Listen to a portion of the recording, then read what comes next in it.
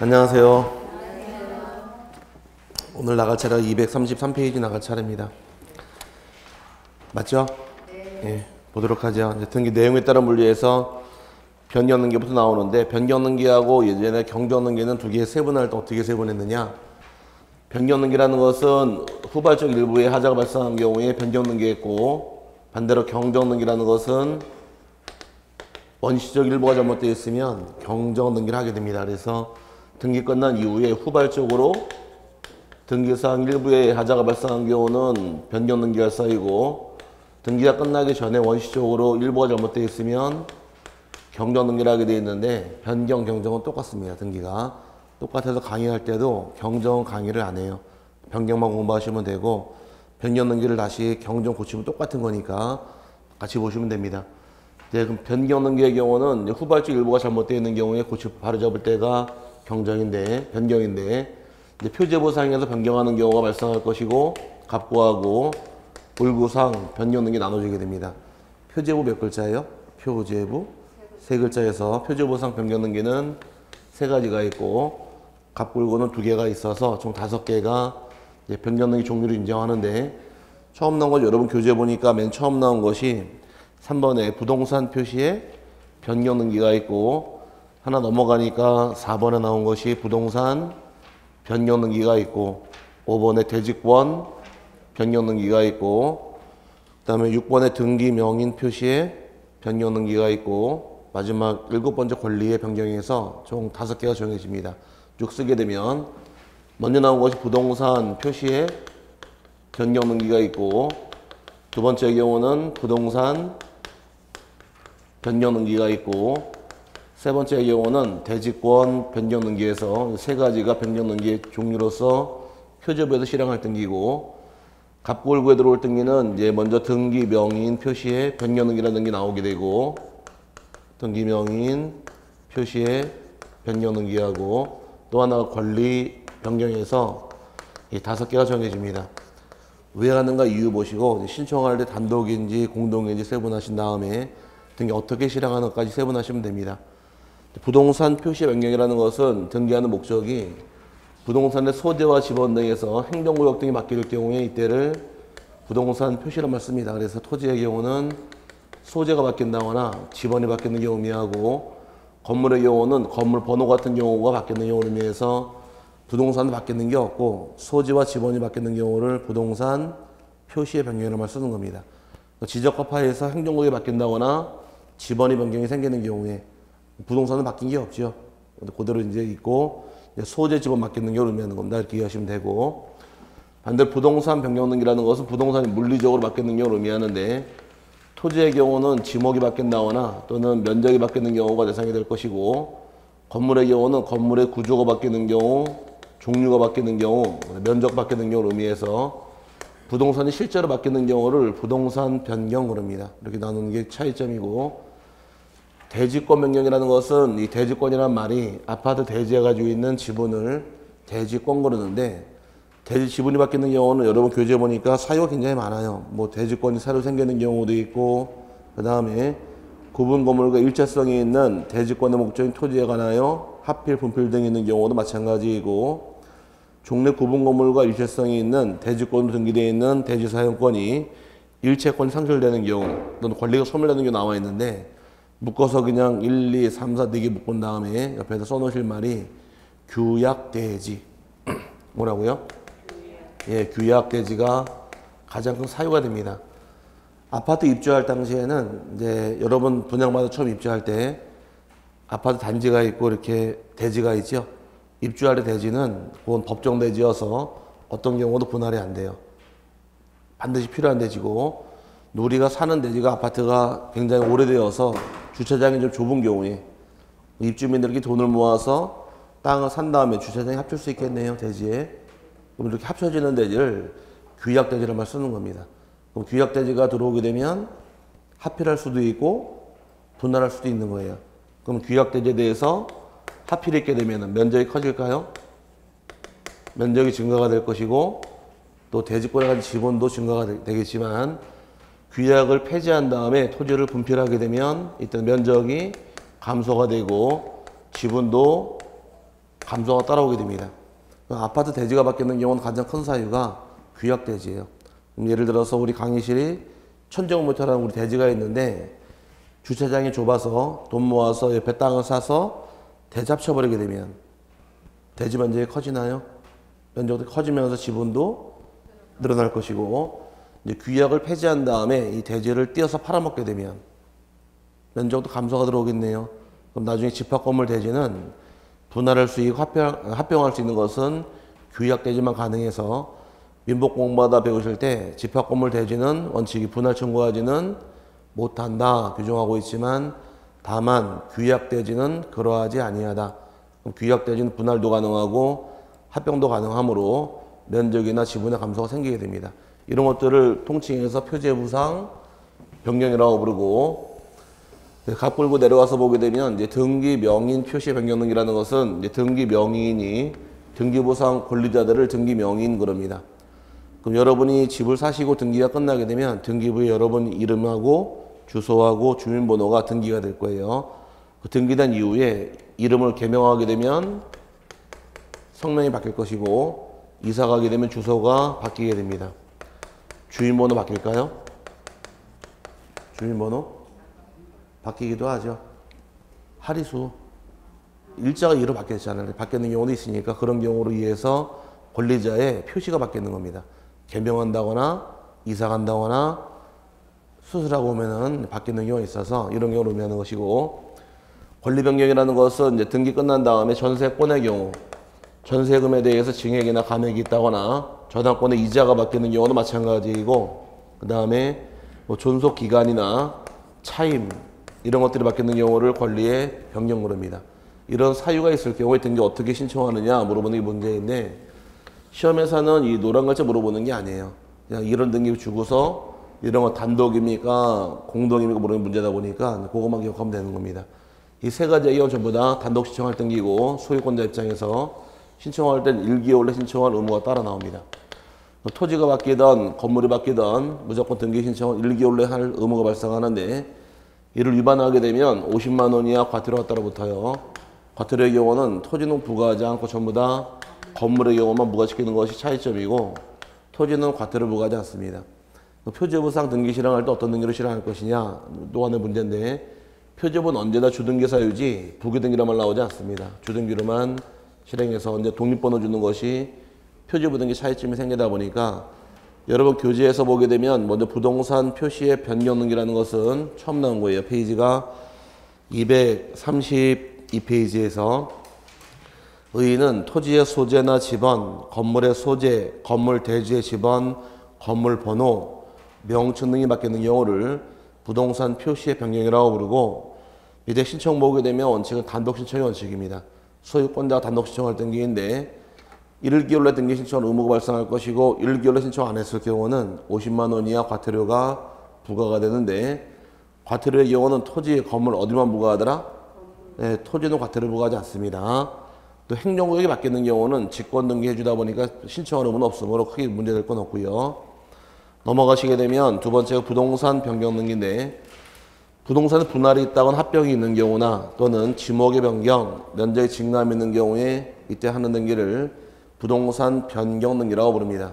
이때 소유권자가 마찬가지로 1개월 내 신청할 의무가 발생할 것이고, 건물도 마찬가지예요. 건물의 경우도 분할이 있다거나 구분이 있는 경우, 합병이 있는 경우 등 구조 변경, 면적 증감 등이 발생하게 되면 소유권의 등기 명의인, 즉 소유권자가 1개월 내에 단독 신청할 등기이고, 이를 위반하게 되면 과태료 따라 붙어요. 과태료 어디만 부과시키더라?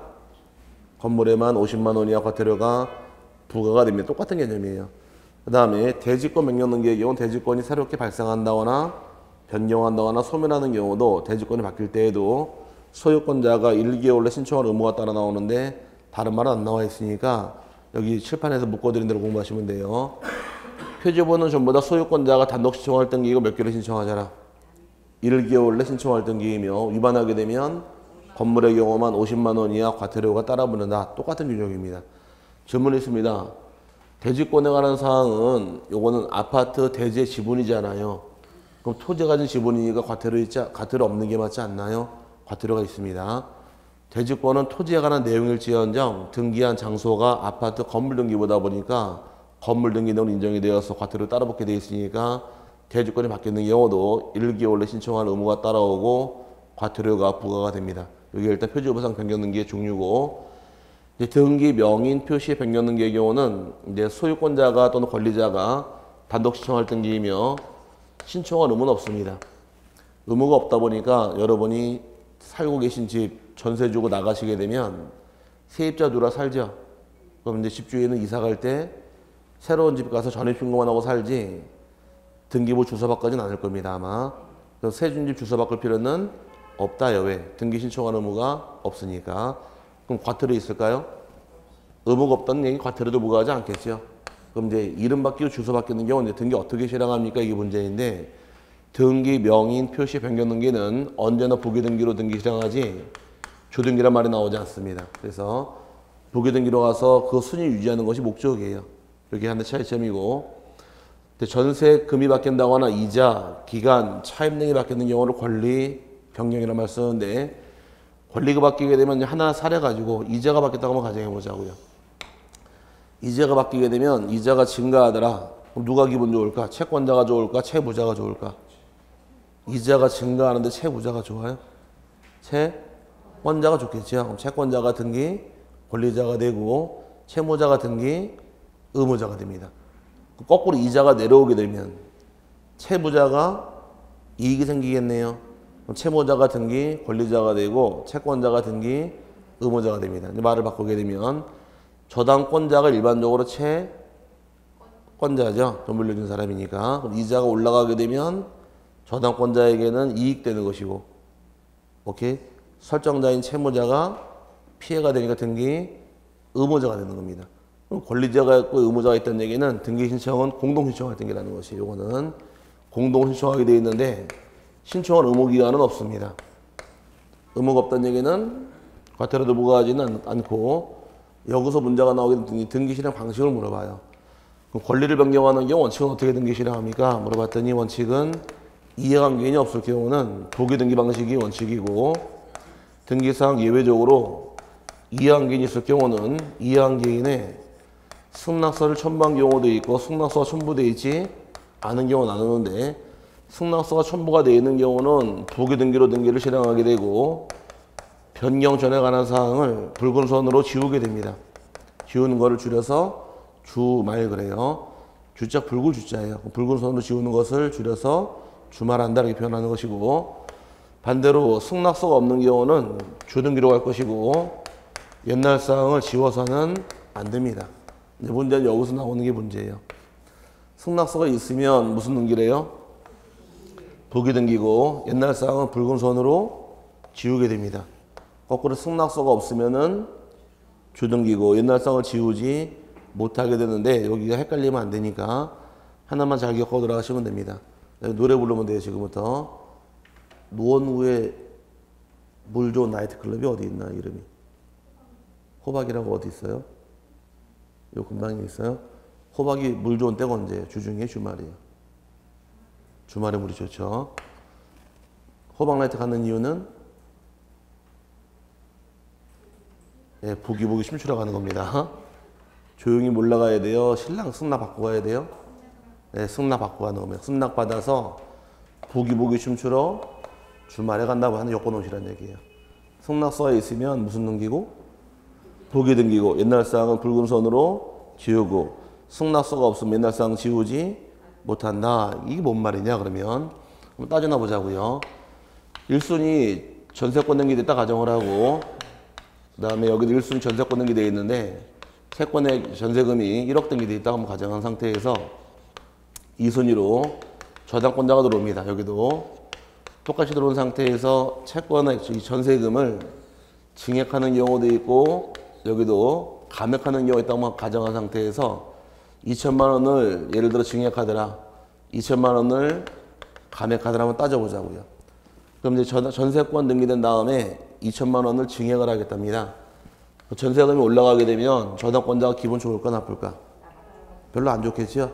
그럼 이제 전세권 금액 올라가는 거에 대해서 피해 입는 이해관계인이 승낙하지 않을 겁니다. 승낙 안 하면 주등기래요, 부기등기래요? 주등기죠. 그럼 이걸 변경할 때는 1, 2, 3순위로 1번 전세권 변경 등기 실행을 합니다. 실행하고 전세금을 1억 2천으로 변경을 해요. 2천만 원 올라가니까. 그럼 1억 2천 올라가게 되면 이 1억 2천이 몇 순위인가요, 지금? 3순위죠? 2순위보다 처지네요. 그럼 1억 2천 다 쳐져요? 바뀌기 전에 1억은 앞서 있었죠? 그 옛날 상황 이걸 지워서 안 되는 거 놔둬야 돼요.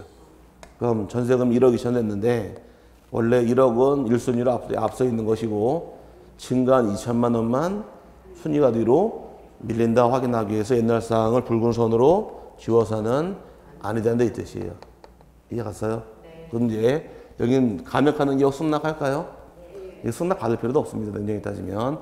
승낙 있다 가정하게 되면 부기 등기로 가라. 그럼 이제 얘를 변경할 때 1회 부기 1호로 1번 전세권 변경 등기 실행을 하고 전세금을 8천만 원으로 변경을 합니다. 2천만 원 감액했으니까. 그럼 1회 부기 1호라는 얘기는 2순위보다 앞서요, 쳐져요? 앞서죠? 그럼 8천만 원 바꿔놔도 얘가 순위 밀리지는 않으니까 옛날 사항을 붉은 선으로 이걸 지워버려도 문제될 것은 없다라는 거예요. 이해 갔어요? 그럼 이제 이걸 보니까 전세금이 1억이 지워져 있는데 쭉 내려오니까 1회 부기로 전세금이 8천만 원으로 바뀌었거나 확인하는 겁니다.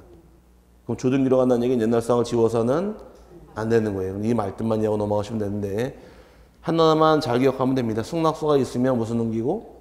부기 등기. 옛날 사항은 붉은 선으로 지운다. 그래서 줄여 주말이라는 말 쓴 거예요. 주자가 붉을 주자예요. 그래서 승낙받아 부기 주말 겪고 넘어가시면 될 겁니다. 시험은 이게 중요한 거예요. 여러분 교재에서 등기 명인 표시 변경 등기의 경우는 뭐 내가 부기 등기 사유다 이렇게 뜻만 좀 기억하시면 되고 오른쪽 권리 변경 등기의 경우는 다른 것들은 전부 다 단독 신청할 등기이지만 신청에도 중요한 것이 권리 변경 등기는 등기 권리자와 등기 의무자가 공동으로 등기를 신청해야 한다 나와 있고 등기상 이해관계인이 있게 되면 그제 승낙서가 첨부가 돼야지만 이제 등기 실행이 가능한 것이 기본 원칙인데 승낙서가 있으면 주등기다 부기등기다?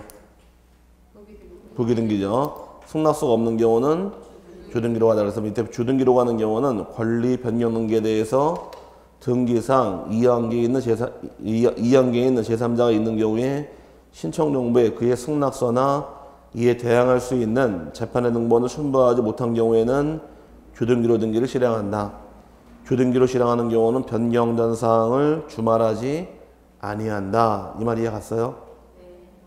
주등기는 지우지 않는 것이고 부기등기로 가는 경우는 권리 변경의 등기에 관하여 등기상 이해관계에 있는 제3자가 없거나 있는 경우에도 신청 정보에 그의 승낙서 또는 이에 대항할 수 있는 재판의 등본을 첨부한 때 하나여 부기에 의하여 그 등기를 한다. 부기 등기로 등기를 실행하는 경우에는 변경 전 등기사항을 주말하여야 한다. 나오는 게 그 틀인데 그 7줄, 8줄 나온 것을 요 2줄 압축시켜 놓은 거예요. 무슨 말인지 같이요? 승낙받아서 부기 춤추러 언제 가더라? 지금 발음이 좀 이상해서 외워놓으셔야 돼요. 승낙받아 부기 주말 기억하고 넘어가시면 같이 싸잡아 이해할 수 있으니까 정리하고 넘어가시면 됩니다. 이제 경정등기라는 것은 이제 여기 변경이 5개 다 설명을 드렸는데 여기 나온 변경자를 다 경정 고치면 똑같아요. 다 똑같은 거니까 따로 문제를 내지는 않습니다. 경정은 여기 중요한 건 다른 게 나올 게 아니고 시험은 거의 잘 내질 않아요. 나중에 책을 보게 되면 변경 등기가 굉장히 많은데 한 문제 나올까 말까 한 파트다 보니까 가볍게 수업 듣는 거 외에는 따로 공부할 필요는 없습니다. 여기는 시간 할애해서 공부하기 너무 아까운 파트예요. 양은 많지만 문제가 거의 잘 나오지 않으니까 개념만 좀 이해하고 넘어가시면 될 부분이고 경정은 스킵 생략합니다. 넘어가시게 되면 이제 237페이지에 말소 등기란 말이 나오는데 이쪽에서 등기사항이 원시적으로 일부가 잘못되어 있으면 무슨 등기하시고 경정 등기하시고 후발적 일부가 잘못되어 있으면 변경 등기하더라. 일부란 말이 나오게 되면 다 변경 경정하는 것이 기본 틀인데 반대로 원시적 후발적이 불문하고 전부가 잘못되어 있는 경우 이때는 어떤 등기하더라. 이거는 말소 등기로 빠져가는 겁니다. 예를 들어서 내가 1억이라는 돈을 빌려왔다가 1억이라는 돈을 다 변제하는 경우가 있고 5천만 원만 돈을 변제하는 경우가 있다고 가정한 경우에 어떤 등기할 것이냐가 문제예요. 1억을 빌려온 다음 1억을 다 갚게 되면 저당권이 다 죽어버리겠네요. 이때는 말소 등기로서 등기를 싹 지워버리는 것이고 1억 중 5천만 원만 돈을 변제하게 되면 이때는 변경 등기할 사유인 거지 말소 등기하는 것이 아닙니다. 그럼 등기상 일부란 말이 나오게 되면 무슨 등기하시고 변경 경정하는 것이고 전부란 말이 나올 때는 말소 등기로서 등기가 바뀌는 것이니까 지금 나오는 말소 등기라는 것은 등기상 전부가 원시적이든 후발적이든 잘못되어 있으면 그 등기를 없애기 위한 것이 말소 등기라고 부릅니다. 말소 등기의 경우는 밑에 요건부터 보게 되면 일로 들어와서 말소 등기라는 것은 등기상 전부가 실체와 일치하지 않을 경우에 이 등기를 없애기 위한 것이 말소 등기의 목적인데 첫 번째 요건의 경우는 이제 등기상 전부가 실체와 일치하지 않을 것, 여기 첫 번째 요건이고 두 번째 경우는 왜 불일치하는가에 대해서 원시적인지 후발적인지 원인은 묻지 않습니다. 원시적 전부가 잘못된 경우도 무슨 등기하시고 말소 등기고 후발적 전부도 말소로 오다 보니까 전부란 말 팀은 무조건 말소로 빠져내려오는 거예요. 세 번째 경우는 이제 중요한 것이 말소 등기할 경우에 등기상 이해한계인이 있게 되면 이해한계인의 승낙서를 가져와야 됩니다. 승낙서가 없으면 어떻게 할까? 주등기로 갈까? 부기등기로 갈까? 승낙서가 없으면 자신 있게 주등기, 부기등기 네, 여기서부터는 각합니다. 등기 못해요. 그래서 승낙서가 있으면 부기등기, 없으면 주등기는 변경, 경정할 때까지만이에요. 말소부터는 승낙서가 없으면 등기를 각하당하다 보니까 필요한 첨부 정보가 빠진 걸로 인정해서 각하당합니다.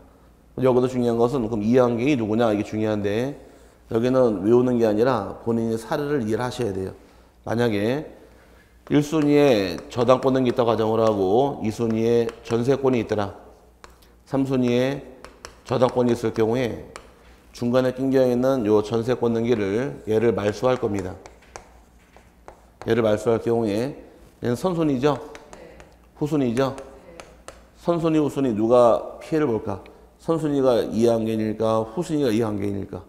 찍으세요. 선순위, 후순위 하나, 둘, 셋. 자신 있게 찍으세요. 어차피 틀릴 테니까. 선순위, 후순위 하나, 둘, 셋. 아무도 아닙니다. 아무도 없어요. 이걸 따져봐야 돼서. 얘가 없어지게 되면 선순위 입장에서는 뒤에 후순위가 말소를 당하는 말도 신경 쓸 바는 없잖아요. 그러면 이해한계인이 아니란 얘기고. 얘가 지워지게 되면 후순위 입장에서는 기분 좋은 거 아니에요? 순위로 올라오니까. 그럼 얘도 이해한계인은 아니란 얘기입니다. 그럼 말소할 때 누가 이해한계인이냐? 전세권 잡은 저당권이 있는 경우. 이 저당권은 어딜 잡았대요? 전세권 잡았죠. 그럼 등기가 떨어질 경우에 저당권 등기 떨어지면서 순위번호가 2의 부기 1호로 들어옵니다. 그럼 얘는 주등기, 부기등기죠. 주등기, 부기등기는 관계가 주하고 종이 만들어집니다. 주, 종 관계 만들어지는 거예요. 민법 공부할 때 주종 관계 가장 대표적인 예가 대리와 복대리. 복대리 배웠어요? 어떤 분은 배웠고 어떤 분은 안 배웠다고 말씀하시는데 어제 안 나와서 안 배우시는 거예요? 안 나온 게 뭐 자랑이라고 손 들고 있어. 자, 에이, 뻑, 자. 그럼 대리 밑에 다시 대리가 또 들어올 때가 복대리예요. 이제 본인이 대리권을 줬죠. 그 대리가 대리를 또 선임하는 겁니다. 새끼 대리 치는 거예요. 다시 복자 써서 다시 대리 들어온 거를 복대리란 말 쓰는 거예요. 그 복대리 밑에 또 들어오는 대리를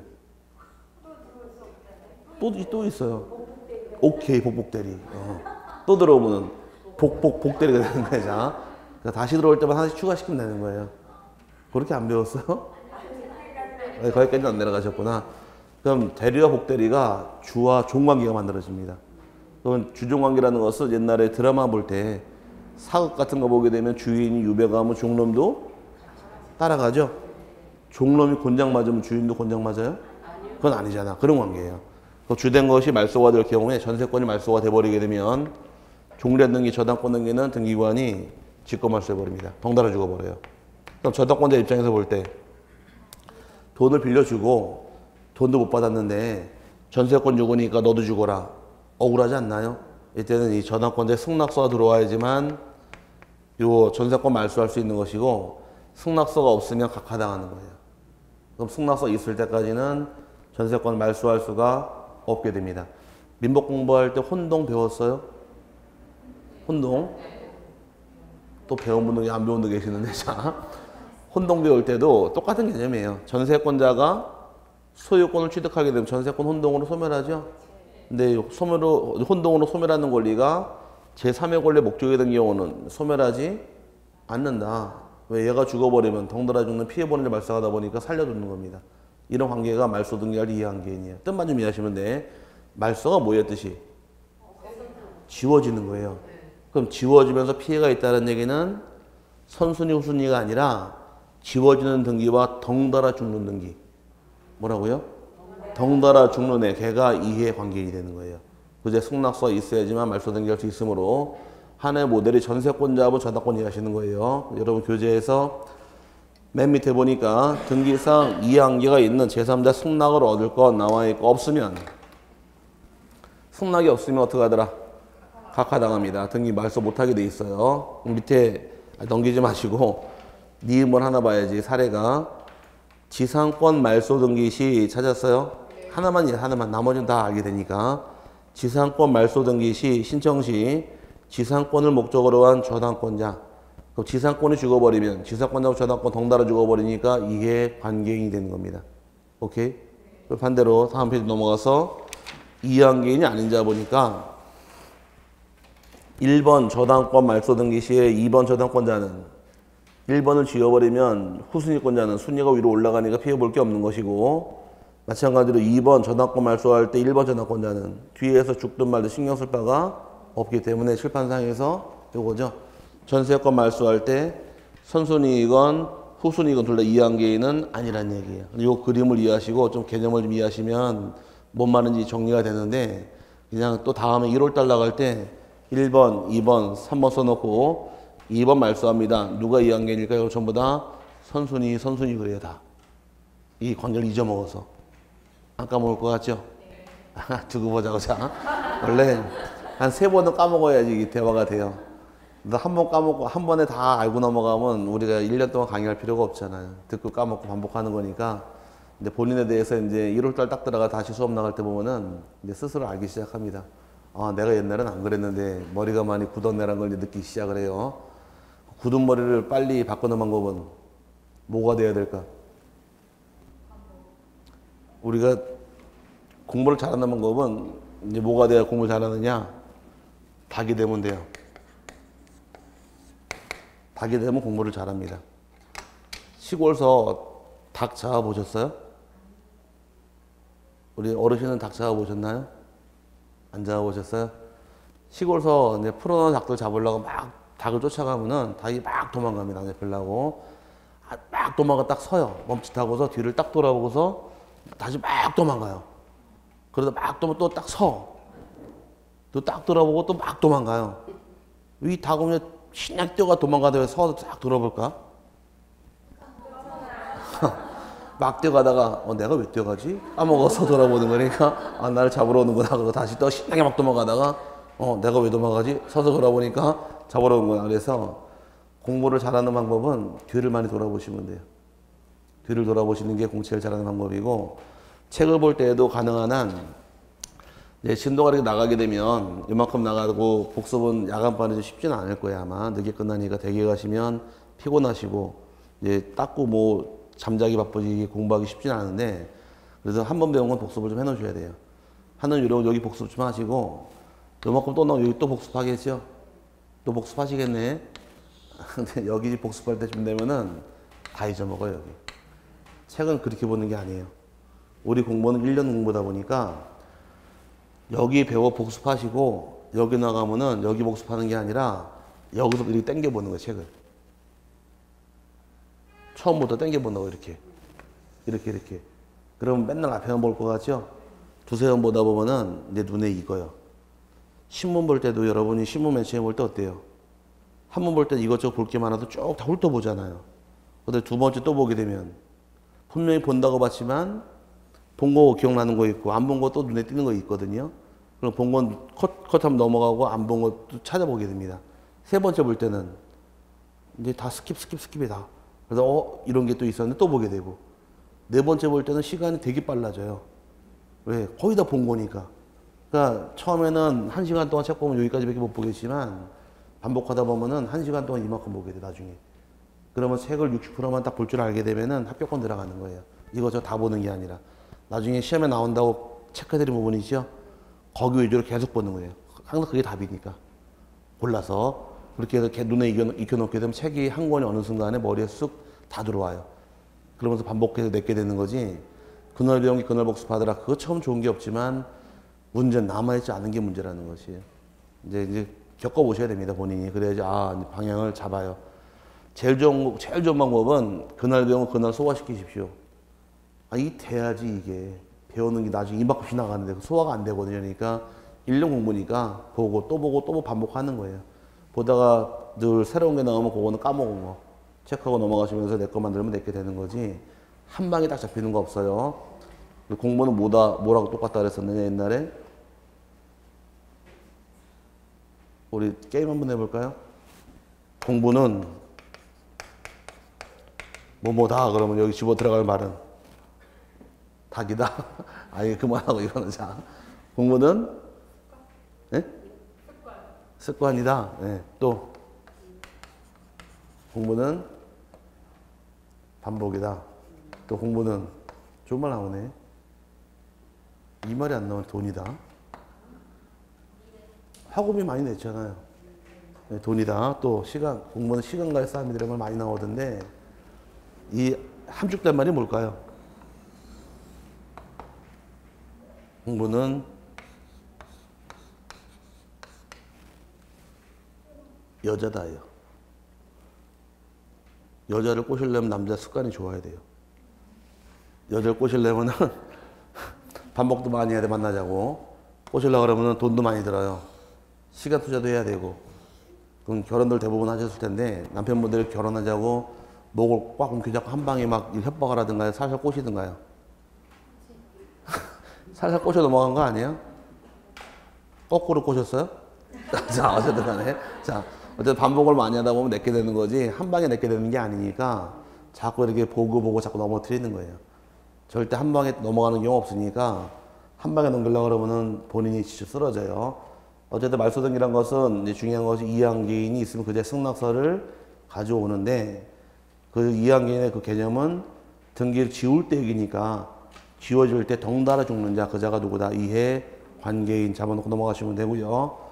신청할 때는 공동이 원칙이고 직권도 가능하며 단독도 가능하고 그다음에 오른쪽에 관공서 촉탁도 가능합니다. 아직은 건드릴 게 없어요. 뒤를 배워야 되니까 여기 건들지 마시고 제목만 치세요. 공동이 원칙이 돼 단독도 가능하며 직권말소도 가능하고 촉탁도 가능한데 여기는 수업 2바퀴만 돌아가시면 다 알아요. 저절로. 그러니까 일부러 외우지 마시고 큰 틀이 공동이 원칙이 돼 단독, 직권, 촉탁 다 가능하다는 정도 파악하시면 되지. 세부적인 사항은 2번 돌아가면은 다 알게 됩니다.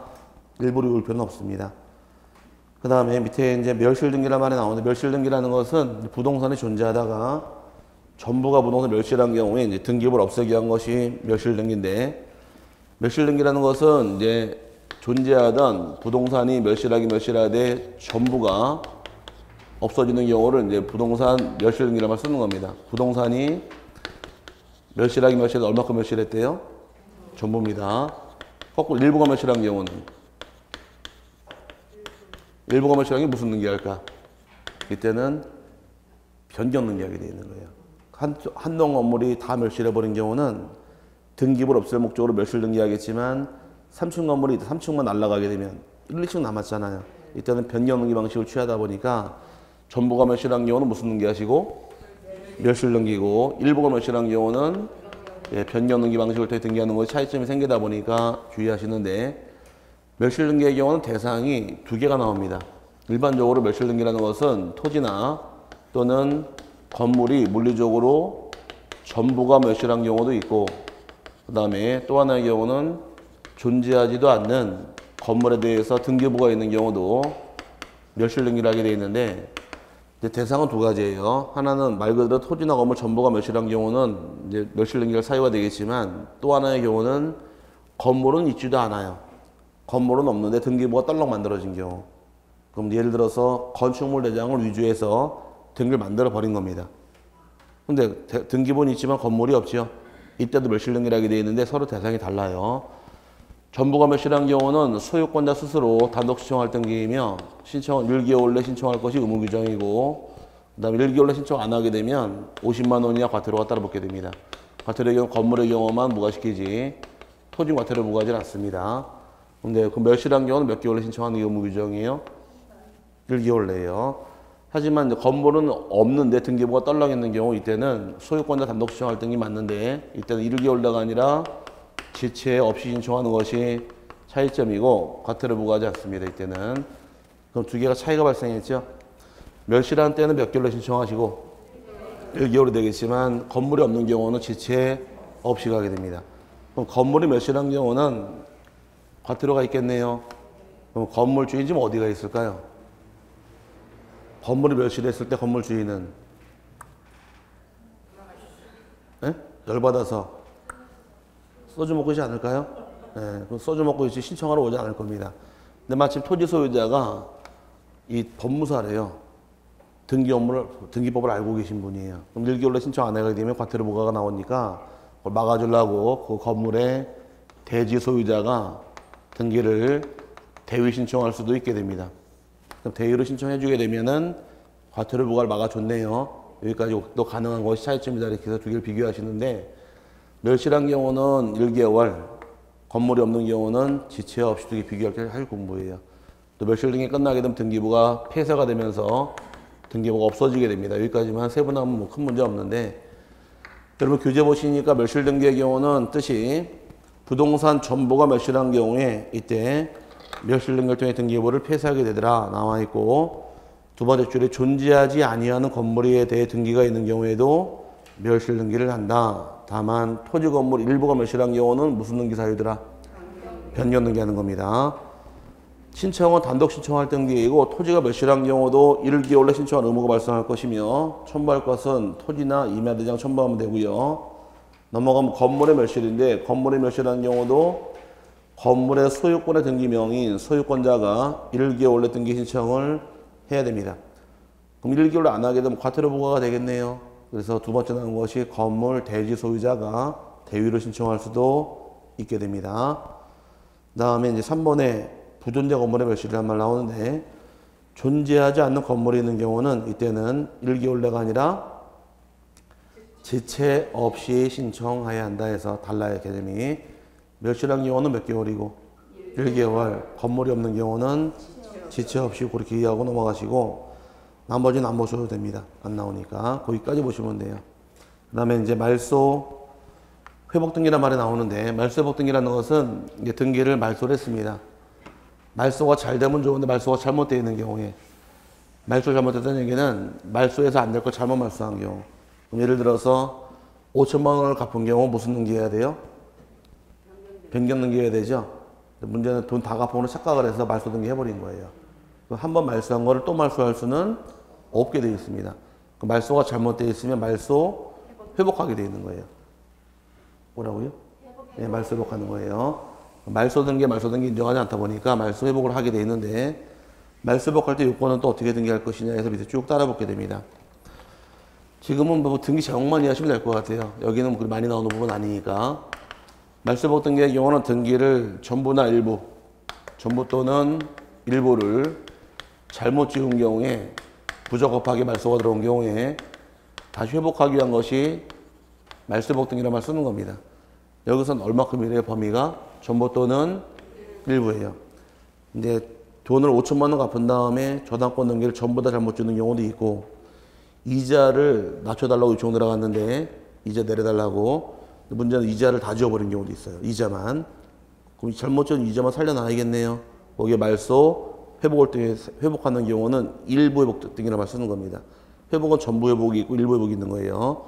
나중에 차이점이, 전부 회복하는 경우는 등기 방식이 주등기 방식이고, 일부 말소 회복 등기는 부교 등기로 등기하는 것이 차이점이 생겨서, 전부 말소 회복 등기는 주등기, 나중에 일부 말소회복 등기는 보기 등기로 실행하게 됩니다.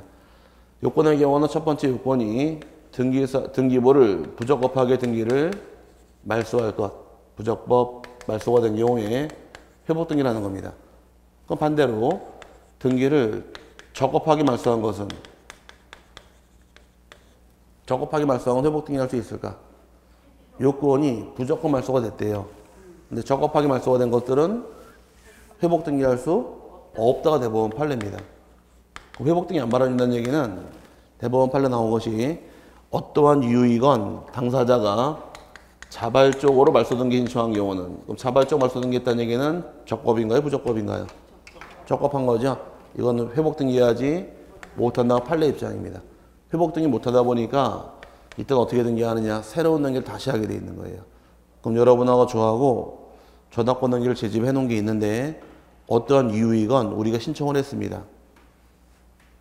돈을 나중에 갚기로 했는데 저당권 미리 말소해 달래요. 그래서 미리 말소해 줬더니만 돈을 안 갚는 거예요. 그럼 다시 살려놔야 될 거 아니에요. 아닌가?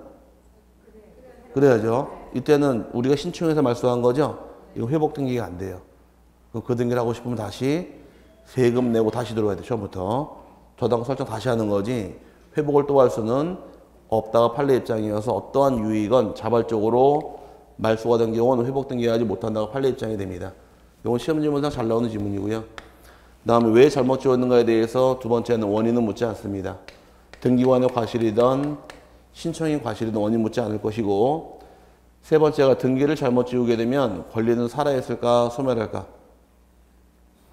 살아있겠죠. 대법원 판례가 등기를 잘못 지운 경우 권리는 소멸하지 않는다. 그래서 회복하면 된다 해서 잘못 지워진 등기를 회복하는 것이 문제인 것이지 권리까지 회복하는 건 아닙니다. 그다음에 네 번째의 경우는 이제 말소회복 등기할 당시 등기상 이해관계인이 있게 되면 이해관계인의 승낙서를 내는 것도 여기 의무 규정이에요. 승낙서가 없으면 어떡할까요? 여기는 말소회복 등기할 때 승낙서가 없는 경우는 각하합니다. 여기서 또 각하가 되는 거지 주등기 부기등기 이 말 나오면 안 돼요. 그럼 말소 등기할 때도 승낙서가 없으면 어떻게 당했고, 여기 말소 등기할 때도 승낙서가 없더라. 각하 당했죠. 말소회복 등기할 때도 승낙서 없으면 각하 똑같이 각하 당하는 거예요. 그럼 여기서 중요한 것은 요 이항이 누구입니까? 이게 중요한 겁니다. 말소회복 등기할 때 이항인의 경우는 시점이 회복 등기실 기준으로 등기부상 불이익 있는 자를 의미하는데, 회복 등기할 때 순위가 뒤로 밀리는 후순위 권리자가 이해관계인이에요. 누구라고요? 이걸 외우셔야 돼요. 후순위 권리자의 필히 전제 조건은 회복하는 등기와 양립할 수 있어야 됩니다. 양립할 수 있는 누가 된다? 후순위 권리자가 이해관계인이고, 양립할 수 없다거나 또는 선순위 권리자 이해관계인이 아니라는 것이에요. 이거 조금만 가만 잡아보자고요. 자, 1순위가 있고 2순위가 있답니다. 오케이? 1순위, 2순위가 있는데 2순위를 잘못 지웠대요. 회복해야 될 거 아니에요. 회복할 경우 선순위 입장에서는 뒤에서 말소를 당하든 회복을 하든 신경 쓸 거가 없잖아요. 그럼 선순위 입장에서는 이해관계인이 아니란 얘기예요. 근데 1번, 2번이 있는데 1번을 잘못 지웠습니다. 얘가 위로 올라갔겠네요. 다시 살려나게 되면 다시 끄집어 내려야 될 거 아니에요. 그럼 살아남아서 피해가 있다는 얘기는 순위가 뒤로 밀리는 애들. 순위가 뒤로 밀리되 필히 같이 존재할 수 있어야 되는 거예요. 양립할 수 있을 때 이해관계인인데, 시험은 이걸 물어보는 게 문제예요. 올해도 이거 기출했죠? 기출 문제에서 말소회복 등기할 경우에 등기상 이해관계인이 있으면 그제 승낙서 첨부하지 않아도 된다. 첨부해야 되는 겁니다. 첨부 안 하면 각하당하니까. 그럼 이해관계인이 누구냐? 여기 사례가 좀 따져보자고요. 여기가 좀 어려워요. 여기하고 이제 가등기만 나오면 이제 어려운 건 없습니다. 근데 문제 잘 많이 내지도 않는데 어려운 파트 이 파트예요. 1순위에 예를 들어서 저당권 등기 있다 가정을 하고 채권은 1억 등기되어 있고 2순위로 전세권 등기된 상태인데 나중에 1억 중에서 돈을 5천만 원만 변제합니다. 돈을 갚긴 갚았는데 전부를 다 갚았대요? 일부를 갚았대요? 일부를 갚았죠? 그럼 어떤 등기가 해야 될까? 예, 변경 등기가 들어옵니다. 5천만 원 갚은 다음에 이 등기를 변경해달라고 변경 등기 요청이 들어왔는데 등기관이 모르고 돈 다 갚은 걸 착각을 해가지고 얘를 싹 지워버려요. 싹 지워버리고 밑에다가 1, 2, 3순위로 1번 저당권 말소 등기 실행을 하고 원인을 변제라고 쓰고서 싹 지웠습니다. 그럼 여기서 1번 찍 지운 게 있고 3번에 말소 등기가 있을 경우에 우리가 말소 등기라고 쓴 것은 배운 것은 1번 찍 지운 거로 의미할까 3번으로 의미할까? 1번이 말소 등기일까 3번이 말소 등기일까? 1번이 말소 등기일까? 누가 얘기 한번 해보자고. 3번이 말소 등기일까? 3번이 말소 등기예요. 말소 등기라는 것은 얘를 빨간 펜으로 지웠나요? 이걸 보기 전까지 왜 지웠는지 모르잖아요. 그럼 등기를 지웠을 땐 왜 지웠는가? 그 이유를 적을 때 이 등기를 말소 등기를 쓰는 거예요. 그럼 말소 등기 실행을 했죠? 그 효과로 저당권을 빨간 펜 지우는 게 효과라는 거예요. 이건 붉은 선으로 지운다 줄여서 아까 우리가 주말한다 이렇게 표현을 한 것이고 여기에 말소 등기 요걸 얘기하는 겁니다. 오케이? 그럼 이제 얘가 왜 지웠는가 이유를 확인할 수 있겠네요. 돈 변제했다고 지우긴 지웠는데 돈을 다 갚았어요? 일부를 갚은 거예요? 그럼 말소를 잘못했잖아요. 잘못하게 되면 권리는 살아있더라 소멸하더라? 살아있는데 얘를 말소할 당시에는 얘 동의 받아야 될까요? 받을 필요 없겠죠? 그럼 얘가 말소가 되면 얘는 기분 좋을까 나쁠까? 기분 좋겠네요. 순위가 위로 올라가니까. 근데 이렇게 말소가 됐는데 문제는 저당권 잘못 지웠으니까 얘를 회복을 해줘야 돼요. 순위상으로 1, 2, 3, 4순위로 1번 저당권 말소 회복 등기 실행을 해준 다음에 등기관에 착오야 말소로 이유를 적고 회복 등기 끝났습니다. 여기도 질문. 회복 등기 끝나게 되면 지금 이 사례에서 실판에서 저당권은 살아났다 아직 안 살았다? 저당권 살아났어요? 안 살았어요 아직? 아직 살은 게 아니에요. 얘가 지워지기 전에 몇 순위였었어요? 1순위잖아요. 등기부상 2순위, 3순위, 4순위밖에 없으니까 아직 저당권 1순위 살아난 게 아니란 거예요. 회복 등기 끝나게 되면 지워진 저당권 요 1순위 등기를 한 글자도 안 빼고 다시 턱 밑에다가 1번 저당권 설정 등기 채권액 얼마? 지워지기 전에. 지워지기 1억이었었죠? 1억 다시 들어오는 거예요. 그럼 처음부터 지워지지 않는 효과를 만들어 놓은 상태에서 아까 어떤 등기 들어왔었어요? 변경 등기 들어왔죠? 이걸 다시 실행해 주는 겁니다. 처음부터. 오케이? 그럼 처음부터 지워지지 않는 효과가 발생시키겠다 이 뜻이에요. 그럼 얘는 자기 자리 찾아왔나요 그러면? 찾아올 때 얘가 별로 기분 안 좋겠네 그러면 얘가 살아나게 되면 순위 뒤로 밀려야 되니까. 그럼 이 저당권자, 이 전세권자 피해 본 건 언제 피해 본 거예요? 말소할 때, 회복할 때. 회복할 때 피해가 들어왔다 이 뜻이에요. 회복할 때 피해 온 것이고 또 얘가 저당권이 살아나게 되면 융자 저당권이 있는 집에 전세 들어갈 수 있나요? 융자 있는 집 세 들어갈 수? 왜 없다고 말씀하죠? 있잖아요. 집값만 안 넘어가면 돼요. 집값이 2억인데 예를 들어서 융자가 1억이 있답니다. 내가 1억 5천 전세 들어갔대요. 집값은 2억. 융자 1,000만 원. 1억 있고 1억 5천 더하면 얼마예요? 2억 5천 됐죠? 집값을 넘어서잖아. 이게 흔히 말하는 뭐다? 깡통전세. TV에서 못 들어봐 깡통전세라고? 들어봤죠? 이 깡통이 돼버리는 거예요. 나중에 이건 회수가 또 어려운 전세금들. 그것만 안 되면 돼요. 그러니까 전세를 놓을 경우는 그걸 잘 하셔야 돼. 중개업 실무할 때는 융자 있는 집에 대해서 세가 들어갔을 때 집값의 95%까지 나와줘야 돼요. 그 이상 넘어갔다가 주인이 이제 연체되는 순간 돈을 안 갚아요. 지금 날려버려요 그냥. 그러면 세입자가 피해 볼 수 있으니까 항상 집값 넘어서지 않게 놔주는 게 중개업자 놔줄 수 있는 도리예요. 전세금이 비싸면 비쌀수록 수수료 많아지니까 막 집어넣는데 나중에 다칩니다. 사람은 거짓말을 안 해. 돈이 거짓말을 하지. 그러니까 전세 놓을 때는 그 금액에 맞게끔 넣어주셔야 돼. 내가 더 벌으려고 초과했다가는 집 주인이 날려버려요. 그러면 세입자 골치 아파지니까 어쨌든 간에 융자 있는 집 세 들어갈 수 있나요? 집값만 안 넘어가면 되는 거예요. 그럼 이 전세권, 저당권하고 전세권 두 개 양립할 수 있으면서 얘가 살아나게 되면 얘가 순위가 뒤로 밀리겠네요.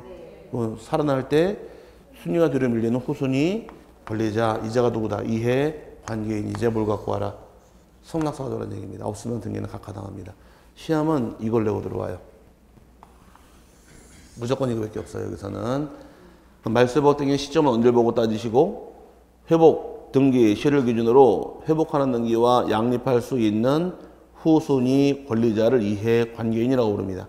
거꾸로 양립할 수 없는 사람은 이해관계인이 될 수는 없다 해서 소유권 두 개가 들어올 수 있다고 배우셨어요? 소유권 이 중에 소유권 등기할 수는 일물 일권주의니까 하나의 집에 소유권이 둘이 될 수는 없잖아요. 그럼 예를 들어서 이 집에 대해서 1순위 A의 소유권이 있다가 이 집을 2순위로 B에게 매매 계획 때 팔아서 소유권 이전 등기 해버렸습니다. 등기 다 끝났는데 매매 계획 무효라고 해서 이 비명의 등기를 말소를 해버렸어요. 뒤로 다시 A가 3순위로 다시 이 집을 C에게 소유권 이전 등기 때 팔아버렸습니다. 오케이? 다 팔은 상태인데 B가 말소당한 이후에 항소를 제기해서 이 매매 계약을 유효라고 다시 회복을 하겠대요. 살아나겠답니다. 그럼 살아나게 되면 옛날상 똑같이 살아나겠네. 그럼 2번 소유가 다시 살아나는 거예요. 살아나게 되면 소유권 두 개가 될 수는 없으면은 얘는 양립할 수 있는 거 없는 거? 요 두 개가 같이 양립할 수 없잖아요. 이때는 요 3번 C 등기는 직권 말소할 등기인 거지 이해관계인이 아니다가 판례 입장이에요. 그럼 이해관계인 대기업 목적은 필히 양립할 수 있을 때만 이해관계인이고 양립이 안 되는 경우는 이해관계인이 아니어서 시험은 이거를 3번 나왔어요. 올해까지.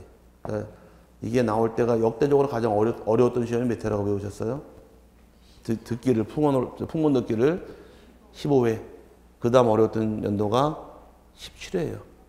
그 두 회가 중개상 문제가 가장 어려웠는데 그때마다 얘가 출연을 해요. 얘는 이거밖에 낼 게 없어요. 왜 그러느냐? 그 다음 봐야지. 이제 말소회복 등기할 때. 맞아봐야죠. 이렇게 하나 줄쳐놓고 불축의 손해를 줄 염려가 없을 것 나와 있고 밑에 이제 2번에 별표 넣으시고 이게 중요한 말입니다. 등기상 이해관계가 있는 제3자란 말소회복 등기가 된다고 하면 241페이지 하단부에요.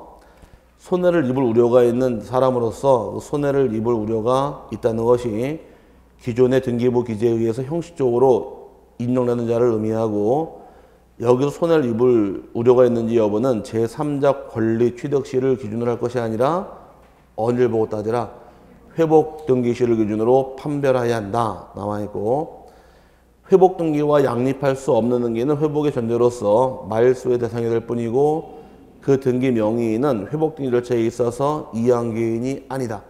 그럼 양립할 수 없으면 이해관계인이 아니다.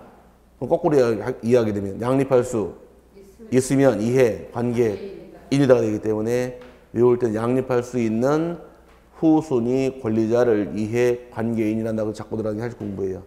시험은 그게 중요한 것이고 신청할 때는 먼저 공동 신청을 통해 회복하는 게 원칙이며 넘어가게 되면 단독도 가능하고 직권도 가능하고 촉탁도 가능합니다. 이거 어디서 나왔을까 금방? 페이지 238페이지 가보세요. 238 가니까 말소 등기할 때 공동도 가능하고 직권도 가능하고 단독도 가능하고 촉탁도 가능하더라. 찾으셨어요?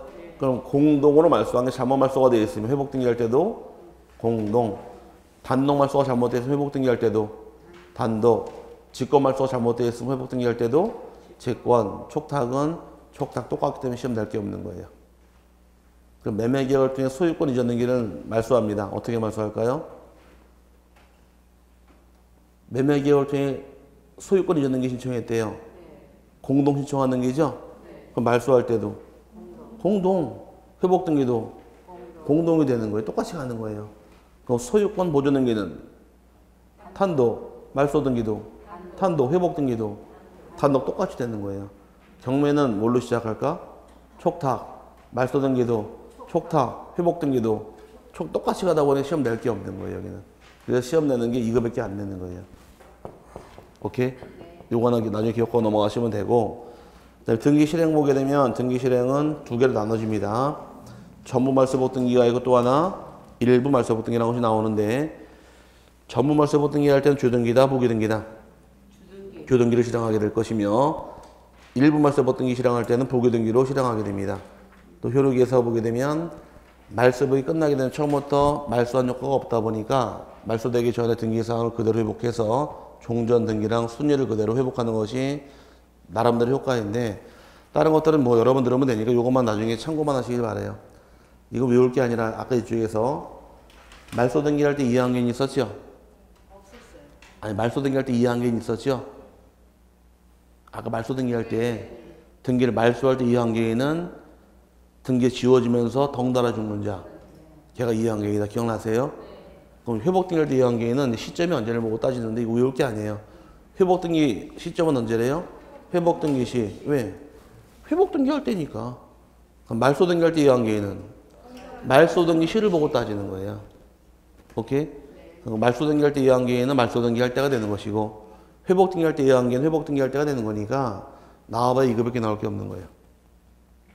무조건 이거밖에 안 내요. 하나 속아보시고 요거 나중에 외워놓으시면 답을 풉니다. 말소 회복 등기 다른 건 다 복이에요. 다 복이고 답은 둘 중에 답이 돼요. 나중에 모의고사를 보시던 기출문제 보시던 다 답을 이걸로 만들지 다른 걸 답을 만들진 않습니다.